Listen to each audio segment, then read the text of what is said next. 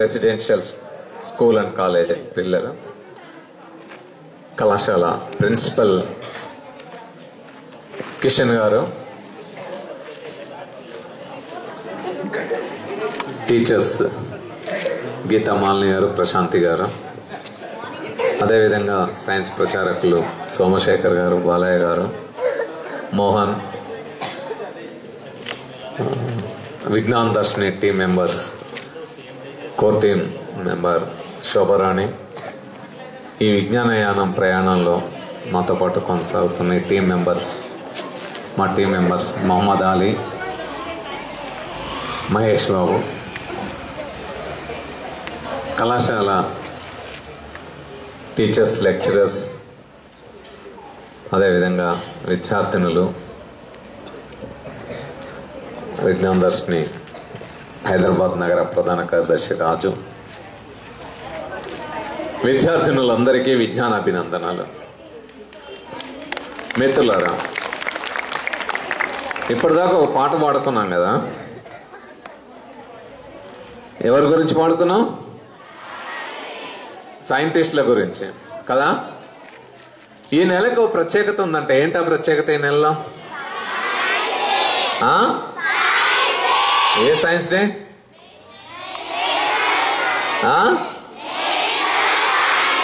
National science day ఏ రోజు ఉంది? ఫిబ్రవరి. ఎందుకని భారతదేశం ఫిబ్రవరి 28న జాతీయ సైన్స్ దినోత్సవం జరుపుకుంటున్నది? సివి రామన్, నాకు తెలిసినంత వరకు సివి రామన్ పుట్టింది నవంబర్ 7th. సివి రామన్ పుట్టింది నవంబర్ 7th. మరి ఎందుకని భారతదేశం నేషనల్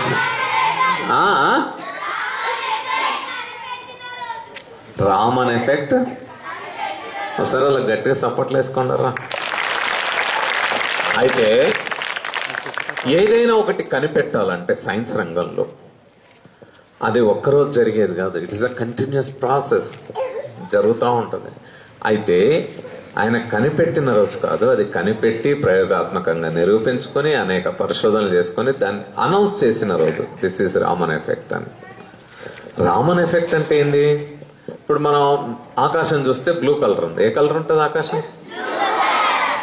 ఆయన ఒకసారి సముద్రం మీద పోతుంటే ఎక్కడ చూసినా ఆకాశం ఇంకా బాగా బ్లూ కలర్ కనపడుతుంది, కింద నీళ్లు బ్లూ కలర్ కనపడుతుంది. Why sky is blue, why ocean is blue, అది ఎందుకు నీళ్ళుంది, ఇదెందుకు బ్లూ ఉంది అని క్వశ్చన్ వేసుకొని దానికి సమాధానం, దానికి ఒక కారణం ఉంటుంది అలా కనపడడానికి. సో ఆ కారణం ఏంటిది? వాట్ ఈస్ ద రీజన్ అనుకుంటూ దాని వెనకాల పడి దాని గురించి శోధించి పరిశోధించి అనేక ప్రయోగాలు చేసి ఆయన సాధించాడు. దాన్ని రామన్ ఎఫెక్ట్ ని కనుగొన్నాడు. కానీ రామన్ ఎఫెక్ట్ ఏంది? చాలా మంది సైంటిస్టులు చాలా కనుగొన్నారు కదా. ఇంతకుముందే మన మిత్రుడు అనేక మంది సైంటిస్టుల గురించి మాట్లాడాడు. అందులో ఒకటి జీవకణం నిర్మించి హరగోవింద ఖురానా అన్నాడు. హరగోవింద ఖురానా కూడా ఒకటి కనుగొన్నాడు. చాలా మంది కనుగొన్నారు. కానీ మనం రామన్ ఎఫెక్ట్ ని ఎందుకు సెలబ్రేట్ చేసుకుంటున్నాం, ఎందుకు చేసుకుంటున్నాం అనేది తెలియాలంటే నేను నెక్స్ట్ ఇంకో ప్రశ్న అడుగుతా. భారతదేశానికి భారతీయులు సైన్స్ రంగంలో తీసుకొచ్చిన నోబెల్ బహుమతులు ఎన్ని ఉండి ఉండవచ్చు? భారతదేశానికి భారతీయులు తీసుకొచ్చిన, సైంటిస్టులు తీసుకొచ్చిన నోబెల్ బహుమతులు ఎన్ని ఉండి ఉండవచ్చు అన్న గెస్ట్ చేయండి. ఎన్ని ఉండి ఉండవచ్చు? ఎన్ని? అట్లా కూర్చుంటే ఎట్లా చెప్పాలి? ఏదో ఒకటి గెస్ అన్న కదా, మీ ఇష్టం. ఎన్ని ఎన్ని? కొద్దిగా నాకు చెవుడు.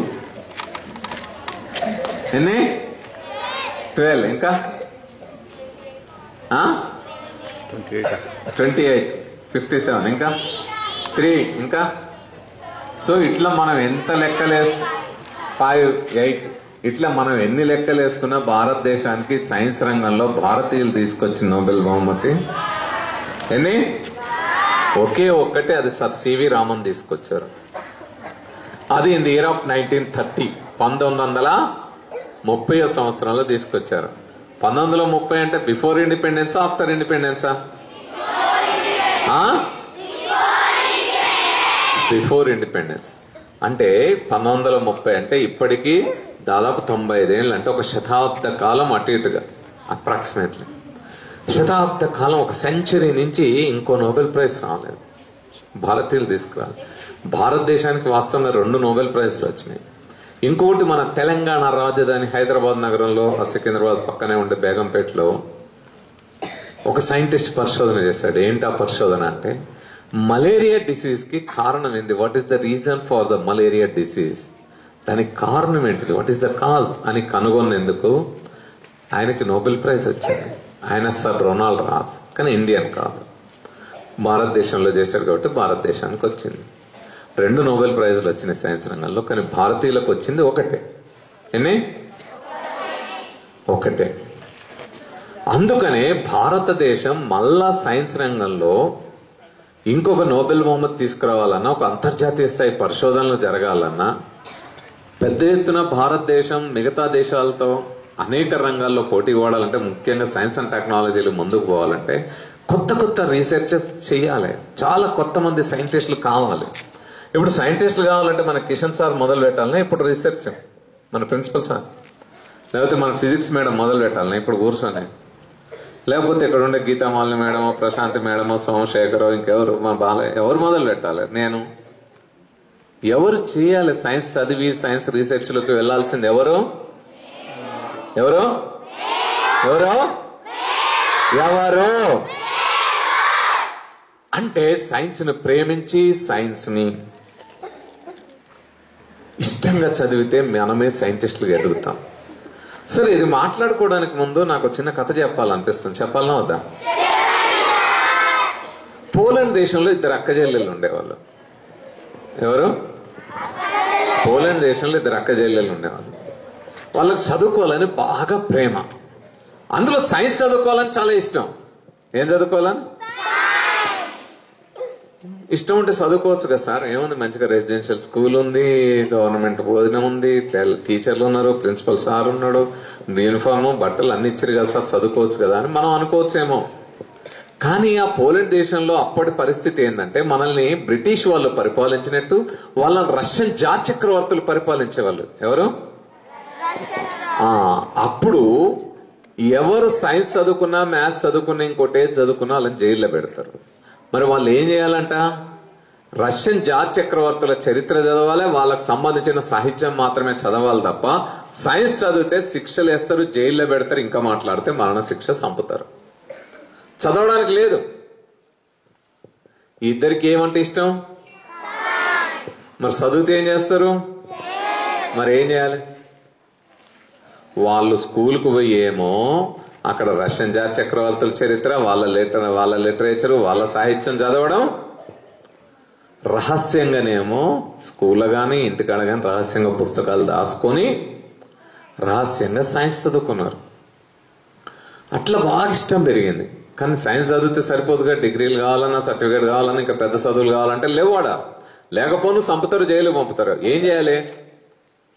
పక్కన ఫ్రాన్స్, అట్లా చదువుకోవాలని ఇంట్రెస్ట్ ఉన్న వాళ్ళందరూ పక్కన ఫ్రాన్స్ దేశం ఉంటుంది, ఆ దేశాన్ని పోయి చదువుకుంటారు. కానీ వీళ్ళ అమ్మ నాన్న పేదలు, వీళ్ళు పంపలేరు. మరి ఏం చేయాలి?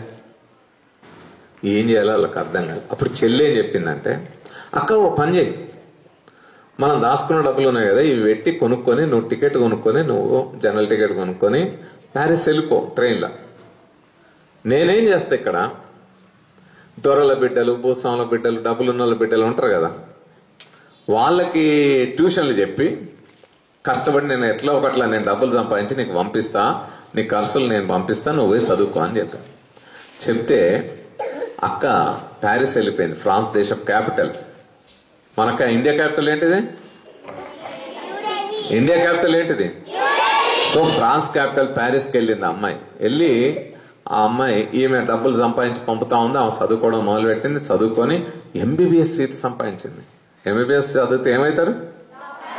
సో ఎంబీబీఎస్ చదివి 6 ఏళ్ళు చదివి డాక్టర్ అయింది. డాక్టర్ అయ్యే అమ్మాయి పని చేసుకుంటూ ఈ చెల్లెను మళ్ళా ఫ్రాన్స్ తీసుకెళ్ళింది. 7 ఏళ్ళు డబ్బులు సంపాదించి కష్టపడి అక్కకు పంపించి, అక్కను చదివించి, ఈమె ట్యూషన్లు చెప్పుకుంటా, పక్కన చదువుకుంటా, సైన్స్ చదువుకుంటా రహస్యంగా ఉన్నది. 7 ఏళ్ల తర్వాత ఈ చెల్లె ఫ్రాన్స్ నగరానికి వెళ్ళింది. ఫ్రాన్స్ దేశానికి వెళ్ళి ప్యారిస్ నగరానికి వెళ్ళింది. వెళ్ళిన తర్వాత కాలేజీలో సీట్ సంపాదించుకున్నాక అక్క ఎక్కడో ఊరికి దూరంగా ఉంటుంది. అక్కిళ్ళు అంత దూరంలో ఉంటుంది కాబట్టి పోయి రావాలంటే 1 గంట పోవడానికి రావడానికి టైము. చదువుకోవాలి, 7 ఏళ్ళు ఇప్పటికే నాకు చదువులు వెనకబడ్డా, నేను బాగా చదువుకోవాలి, ఆడికిడికి పోతే ప్రయాణానికి ఖర్చు టైం అయిపోతుంది, కాబట్టి టైం కాకుండా ఉండాలంటే నేను పోయి చదువుకుంటా అని వెళ్ళింది. అని ఏం చేసిందంట, ఆ కాలేజీ దగ్గరుండే ఒక 3-4 అంతస్తుల మీద తక్కువ ధరకి ఏదో వస్తుందని ఒక రేకుల ఇల్లు రూమ్ కిరాయికి తీసుకొని ఉంది. రేకుల రూమ్ తీసుకుంటే ఏంది, ప్యారిస్ దేశంలో, ఆ దేశంలో పైన మంచు కురుస్తుంటది. ఆ మంచు కురిసిన మంచు ఆ రేకుల మీద పడితే లోపలంతా గజగజ. మన ఎంత ఉంటది టెంపరేచరు మన దగ్గర? బాగా చలికాలం, మొన్ననే జనవరిలో పోయింది కదా, బాగా చలికాలం చూస్తే -+22-25 ఉంటది. అప్పటికే గజగజ వణుకుతాం మనం, అబో చలి అని. అలాంటిది +25, +10, +0 కూడా కాదు, 0 కంటే తక్కువకి వెళ్ళి -20-25 ఉంటది అక్కడ ఉష్ణోగ్రత. మన ఫ్రిడ్జ్ల కంటే ఎక్కువ చల్లగా ఉంటుంది, ఉత్త గడ్డగట్టిపోతుంది, నీళ్లు పడితే గడ్డగట్టు. అట్లాంటి చలిలో వణుక్కుంటా ఆ రూమ్ లో పడుకొని చదువుకుంటా, ఆ పెట్టెలుండే బట్టలు తీసి మీదేసుకొని మళ్ళీ అవే రేపొద్దున కట్టుకొని అట్లా కష్టాలు పడి బయటికి వెళ్తే మంచులో నడుస్తా ఉంటే షూస్ సరిగ్గా లేక మంచు కోసుకపోయి రక్తాలు గారుతుంటే, అన్నం వండుకొని ఒక టైం పోతుంది, అన్నం వండుకుంటే 1 గంట అవుతుందని, 1 రోజు వండుకొని 3 రోజులు తినక నానా కష్టాలు పడి చదువుకుంది అమ్మాయి. చదువుకుని డిగ్రీ అయిపోయింది, బిఎస్సి, పీజీ అయిపోయింది, పోస్ట్ గ్రాడ్యుయేషన్ ఎంఎస్సీ అయిపోయింది, యూనివర్సిటీలో సీట్ సంపాదించి పిహెచ్డి చేసింది, సైంటిస్ట్ అయింది. ఏమైంది? సైంటిస్ట్ అయింది. సైంటిస్ట్ అయ్యి ఆ అమ్మాయి రీసెర్చ్ చేయడం మొదలుపెట్టింది. ఆ అమ్మాయి అక్కడ ఉండే ప్రొఫెసర్ని పెళ్లి చేసుకొని ఇద్దరు కలిసి రీసెర్చ్ మొదలు పెట్టారు. రీసెర్చ్ మొదలు పెడితే భారతదేశానికి ఎన్ని నోబెల్ బహుమతులు వచ్చినాయి? భారతీయులు తెచ్చినాయి ఎన్ని? ఈ రోజు వరకు science field in the field of science 2 different faculties లో 2 నోబెల్ బహుమతులు పొందిన వాళ్ళు ఎవరూ లేరు, మగవాళ్ళు గాని ఆడవాళ్ళు గాని. The one and only shero. ఇప్పుడు నేను చెప్తున్న స్టోరీ చెప్తున్నానుందే, ఆమెకు ఫిజిక్స్ లో నోబెల్ బహుమతి వచ్చింది, కెమిస్ట్రీలో నోబెల్ బహుమతి వచ్చింది. ఎన్ని? ఈమెతో పాటు కలిసి పరిశోధన చేసినందుకు ఆమె భర్తకు నోబెల్ బహుమతి వచ్చింది. ఎన్నైనా ఆమెకు 2 బిడ్డలు పుట్టారు. 2 బిడ్డల్ని బాగా చదివించింది. పెద్ద బిడ్డ బాగా చదువుకొని ఐక్యరాజ్య సమితిలో ఉద్యోగం చేసింది. చిన్న బిడ్డ బాగా చదువుకొని ఆమె కూడా సైన్స్ లో ఇంట్రెస్ట్ తోటి బిఎస్సీ ఎంఎస్సీ చదివి పిహెచ్డి చేసి సైంటిస్ట్ అయింది. సైంటిస్ట్ అయితే ఆమెకి ఎట్లా రీసెర్చ్ చేయాలి, ఎట్లా పరిశోధన చేయాలి, ఎట్లా ఏం చేయాలి అని మొత్తం గైడ్ చేసింది తల్లి. గైడ్ చేస్తే బిడ్డకి ఏమొచ్చింది? A prize? బిడ్డకి ఏమొచ్చింది? ఎన్నైనా ఆ బిడ్డ ఇంకో సైంటిస్ట్ ను పెళ్లి చేసుకుంది. ఆ అల్లుడికి గైడ్ చేసింది ఎట్లా రీసెర్చ్ చేయాలని. అల్లుడికి గైడ్ చేసింది. అల్లుడికి గైడ్ చేస్తే ఆ రీసెర్చ్ చేసి ఆమె చెప్పిన పద్ధతుల్లో గైడ్ చేసి మొత్తం చేసేసరికి అల్లుడికి ఏమొచ్చింది? ఎన్నైనాయి? ఒక్క మహిళ చదువుకుంటే జైల్లో పెడతాం బిడ్డ, నీకు శిక్ష వేస్తాము అంటే తాను చదువుకోవడమే కాకుండా 7 ఏళ్లు తన అక్కను చదివించి తర్వాత తాను పోయి చదువుకొని 5 నోబెల్ ప్రైజులు తెచ్చి తన డ్రాయింగ్ రూమ్ లో పెట్టింది. That is the power of science. ఇప్పుడు మనం ఏం చేయాలి? మన పని ఏంది? మనం చేయాల్సిందే. ఎందుకని మనం కాలేజీకి వస్తున్నాం, స్కూల్కి వస్తున్నాం, చదువుతున్నాం. ఏం చదువుతున్నామో మనకు తెలియదు, ఎందుకు చదువుతున్నామో మనకు తెలియదు. అట్ట చదివితే ఎట్ట? ఏదో సార్ పరీక్షలు, మార్కులు, మా టీచర్ చదువు చెప్తారు, మార్కులు రాకపోతే కొడతారు, తిడతారు. ఇంటికి పోతే మా అమ్మ గీ మాత్రం మార్కులు గీయేనా ఏందని వాళ్ళు తిడతారు. ఈ పంతులు మా ప్రిన్సిపల్ సార్ ఊకే అదే పిలిచి అంటాడు. ఎందుకు వచ్చిన గోదా అని ప్రిన్సిపల్ సార్ కోసం, టీచర్ల కోసం, అమ్మ నాన్న కోసం కదా మన చదువు. మార్కుల కోసం, పరీక్షల కోసం కదా. సైన్స్ దానికోసం ఉండదు. సైన్స్ దానికోసం కాదు, మనమేంటో నిరూపించుకోవడానికి.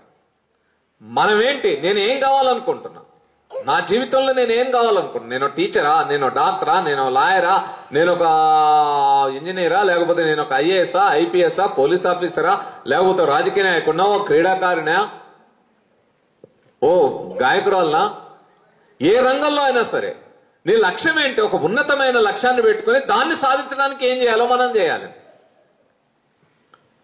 అది చెయ్యాలంటే మన మెదడు చైతన్యవంతంగా ఉండాలి. మన మెదడు నిరంతరం పనిచేయాలి.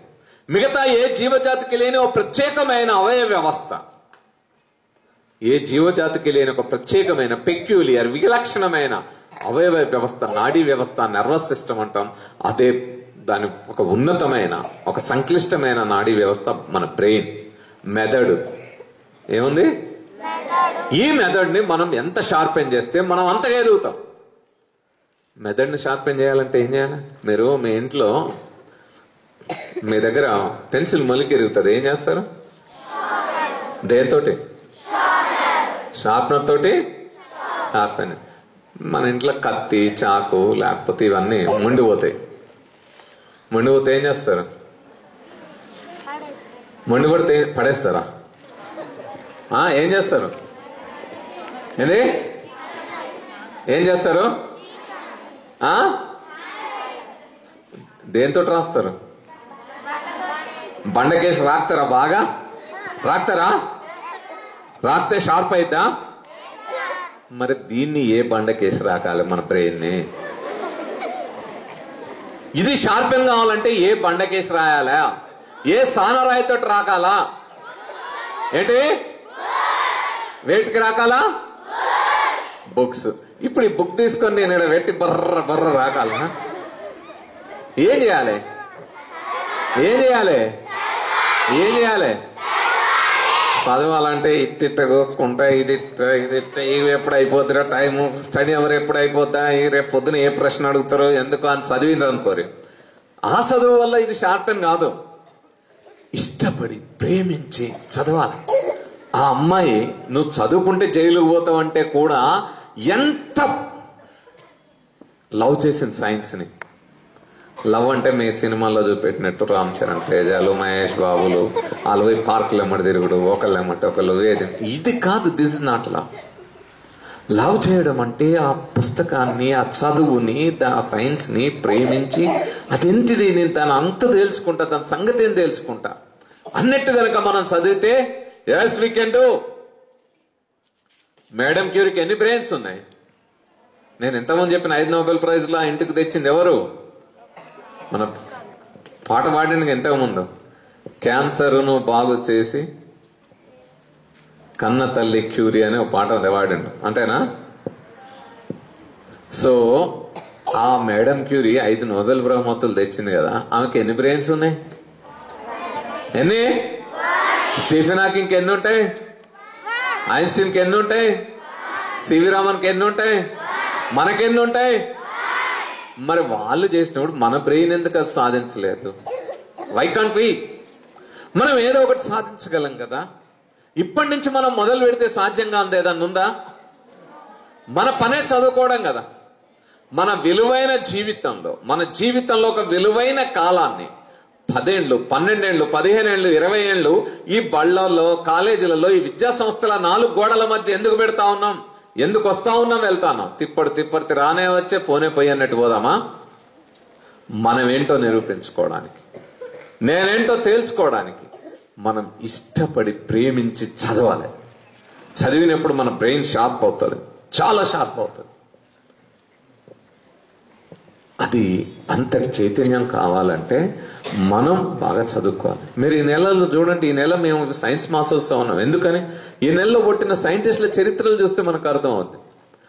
కెమిస్ట్రీకి, మీ అందరికీ రసాయన శాస్త్రం తెలుసుగా, కెమిస్ట్రీ ద ఫౌండేషన్, దాని పునాది పీరియాడిక్ టేబుల్, ఆవర్తన పట్టిక అంటాం. పీరియాడిక్ టేబుల్ రూపం నాకు ఎప్పటికీ అర్థం కాదు. పీరియాడిక్ టేబుల్, అరే hydrogen, helium, lithium, beryllium, boron, carbon, nitrogen, oxygen, ఇదే కదా మనం చదువుకుంది, అవునా కదా? ఫిజిక్స్ మేడం ఆడ చూస్తూనే ఉంది, బట్టిండా చక్కగా చదివిందా లేదా అని. So hydrogen, helium, lithium, beryllium, boron, carbon, nitrogen, oxygen. అంటే మిమ్మల్ని చూసినట్టు నన్ను కూడా చూస్తారు కదా, ఈయనట్లా చదివిండి ఈయన చదువు సంగతి. సో హైడ్రోజన్ నాకు ఇప్పటికి అర్థం కాదు, హైడ్రోజన్ ఈడెందుకు ఉండాలి, హీలియం ఇటు ఎందుకు ఉండాలి, బెరీలియం ఇటు ఎందుకు ఉండాలి, పోరాన్ అటు ఎందుకు ఉండాలి, కింద ఎన్ని లైన్లు ఎట్లా ఉండాలి? దీని అంతటికి ఓ లెక్క ఉంది, దానికి తిక్కలేదు. దానికి ఒక లెక్క ఉంది, ఆ లెక్కే సైన్స్ లెక్క. అంటే దేని అటామిక్ ఎనర్జీ ఎంత, అటామిక్ మాస్ ఎంత, అటామిక్ నెంబర్ ఎంత, ఏది ఎక్కడ ఉండాలి ఏమిటని ఒక బిల్డింగ్ కట్టినట్టు కట్టిండు ఒక టేబుల్, పీరియాడిక్ టేబుల్. అది రూపొందించిన డిమిట్రీ మెండలేవ్ ఈ నెల 11వ తేదీన ఫిబ్రవరి 11వ తేదీన జన్మించాడు ఆయన. అదేవిధంగా లక్షల సంవత్సరాల పాటు చీకట్లో మగ్గిన మానవాళికి వెలుగులను అందించింది ఏమిటి? ఏంటిది? బల్బు. ఆ బల్బు కనుగొన్న ఆయన ఎవరు? Thomas Alva Edison. ఆయన పుట్టింది కూడా ఫిబ్రవరి 11వ తేదీ ఈ నెలలోనే, థామస్ ఆల్వా ఎడిసన్. అంతకుముందు ఏంటంటే సృష్టి సిద్ధాంతం అంటే మనిషి ఎక్కడి నుంచి వచ్చిండో అంటే చెప్పేవాళ్ళు అన్నమాట. యెహోవా ఆదామును సృష్టించాను, పక్కటెముకను పీకెను, అవ్వను సృష్టించాను అని ఒక సృష్టి సిద్ధాంతం ఉండేది. లేదు బ్రహ్మదేవుడు ఒక మట్టితో బొమ్మ చేసేసాను, ఇట్లా రకరకాల సృష్టి సిద్ధాంతాలు ఉండేవి. అంటే ఎవరో ఒకళ్ళు క్రియేట్ చేశారు అని క్రియేట్. కానీ మన దాశరథి గారు చెప్పినట్టు భూగోళం పుట్టుక కోసం రాలిన సురగోళాలెన్నో, ఈ మానవ రూపం కోసం జరిగిన పరిణామాలెన్నో.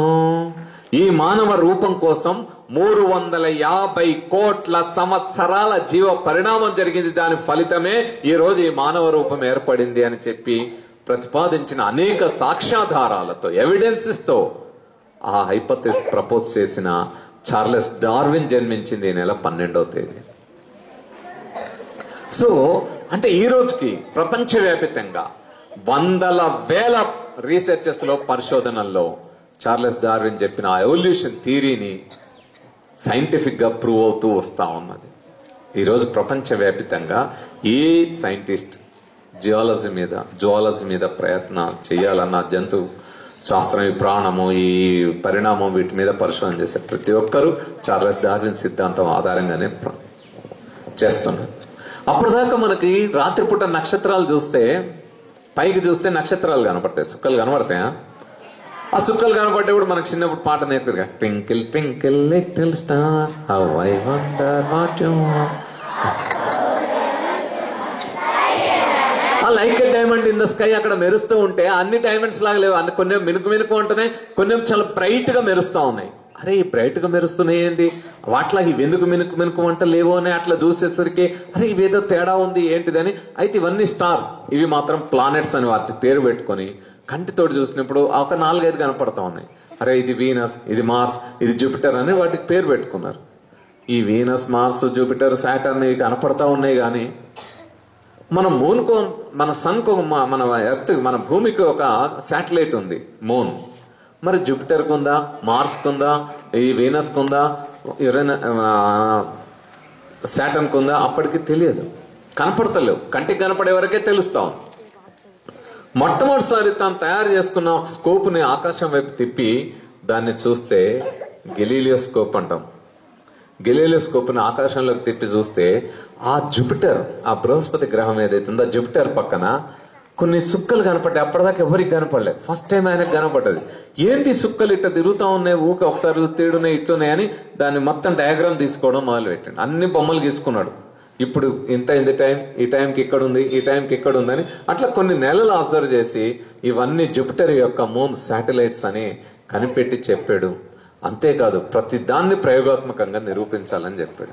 ఇప్పుడు నేను ఒక 5 కిలోల బరువు ఉండే ఒక వస్తువుని, 2 కిలోల బరువు ఉండే ఒక వస్తువుని, 5 kgs weight and 2 kgs weight ఉండే తీసుకుని ఆ పై డాబా మీదకి పోయి రెండింటిని వదిలిపెడితే ఏది ముందు కింద పడుతుంది? కొన్ని వందల సంవత్సరాల పాటు గిట్లనే నమ్మారు జనం. అరిస్టాటిల్ చెప్పిండు అదే, ఎక్కువ బరువు ఉన్నది ముందు కింద పడుతుందని. ఎవరు దాన్ని కనీసం ఎక్స్పెరిమెంట్ చేయలే. నో అట్లా నమ్మడానికి వీలు లేదు, ఖచ్చితంగా మనం ఎక్స్పెరిమెంట్ చేసి ఇది ఏందో తేల్చాలని పైకి వెళ్ళి రెండింటిని వదిలిపెడితే 2 ఒకేసారి భూమి మీద పడ్డాయంట. మీకు విషయం తెలుసా, గుండు సూది బరువు తక్కువ ఉంటుంది, పక్షి ఫెదర్ బరువు ఎక్కువ ఉంటుంది. ఈ రెండింటిని వదిలిపెడితే ఏది ముందు కింద పడుతుంది? రెండు కాదు, గుండు సూది ముందు పడుతుంది. ఈ ఫెదర్ ఎందుకంటే దాని నిరోధకం ఇవన్నీ ఉంటాయి, అనేక రకాల లెక్కలు ఉంటాయి. కాబట్టి ఇది పడ్డానికి ఇది కాదు కారణం, దీనికి వేరే కారణాలు ఉంటాయి, బరువుతో సంబంధం లేదని కనుగొని ప్రతిదీ ఎక్స్పెరిమెంటల్లీ ప్రూవ్ చేయాలని చెప్పిన గెలీలో పుట్టింది కూడా ఈ నెల 15వ తేదీ. ఇప్పుడు భూమి చుట్టూ సూర్యుడు తిరుగుతాడా, సూర్యుని చుట్టూ భూమి తిరుగుతుందా?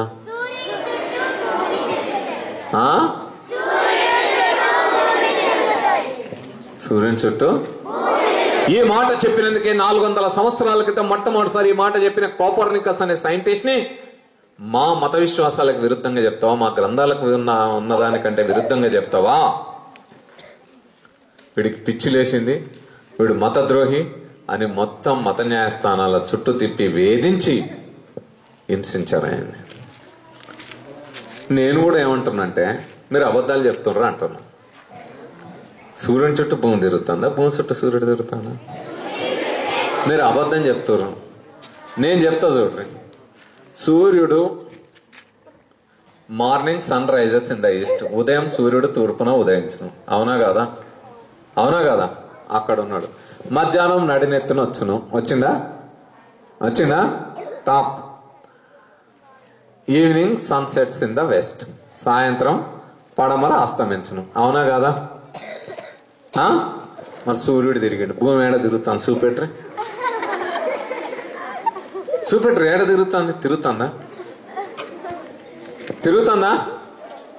తిరుగుతుందా?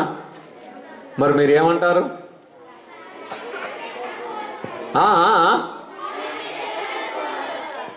సూర్యుని చుట్టూ ఎవరు తిరుగుతారు? ఏది? సూర్యుడు తిరుగుతాండి ఇట్లా గిర్ర. ఏంటమ్మా? కాదు గట్ట చెప్తే నాకు అర్థం కాదు, కానీ ఎవరన్నా ఒకళ్ళు లేచి వచ్చి ఇక్కడ నాకు చెప్తే బాగుంటది.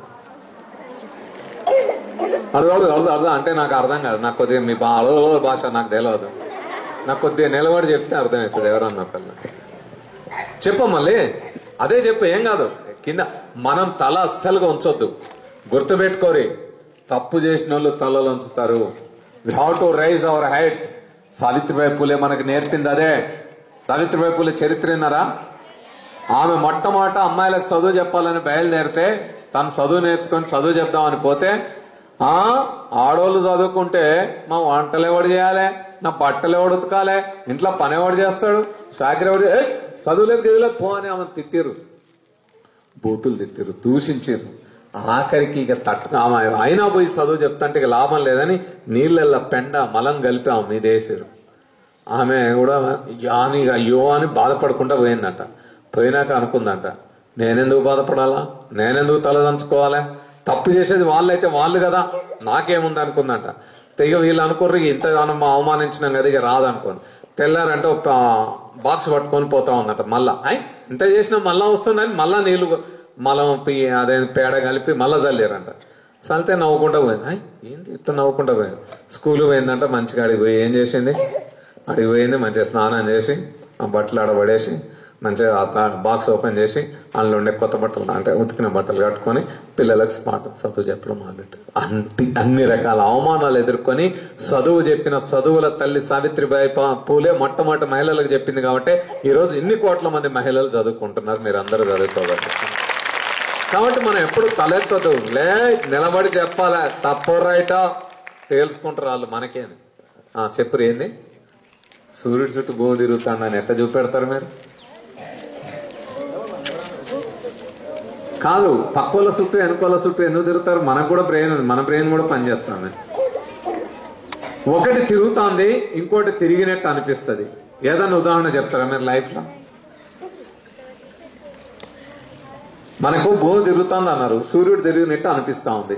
ఏదన్నా ఆమె వస్తుందా, రామరా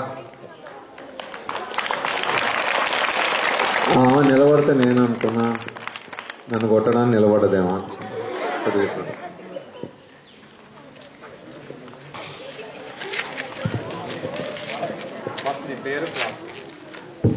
My name is Naga Vaishnavi. I'm from 9th standard.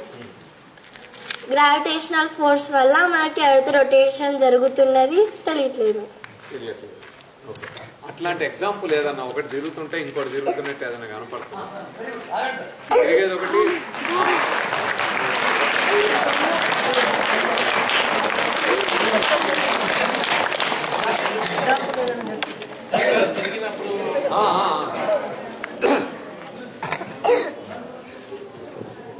నీ పేరు class My name is Soumya. I'm from 10th class.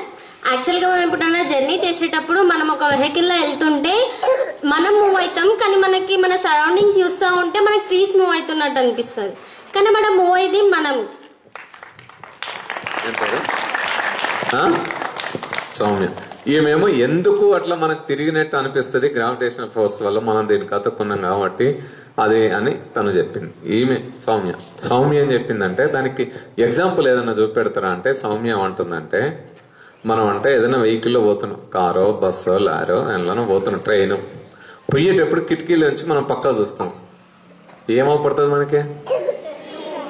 చెట్లు కొండలు ఇండ్లు ఏ ఉన్నా కూడా మనిషి నిలబడ్డా కూడా వాళ్ళందరూ వెనక్కి పోతున్నట్టు పరిగెట్టినట్టు ఉరుకుతున్నట్టు అనిపిస్తుంది మనకి. కానీ ఉరికేదేది మనం ఉన్న బస్సు. అప్పుడు నీ పక్కన ఒక ఫ్రెండ్ ఉంటారు ఇట్లనే, ఇటువైపు చూసితే వీళ్ళు ఉరుకుతున్నట్టు కనబడుతుందా?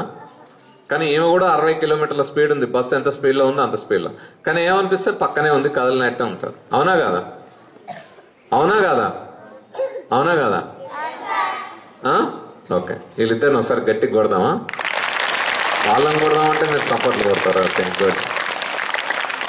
సో అయితే మనకు ఒక విషయం ఏం తెలియాలంటే ఈ భూమి ఎలా తిరుగుతోంది?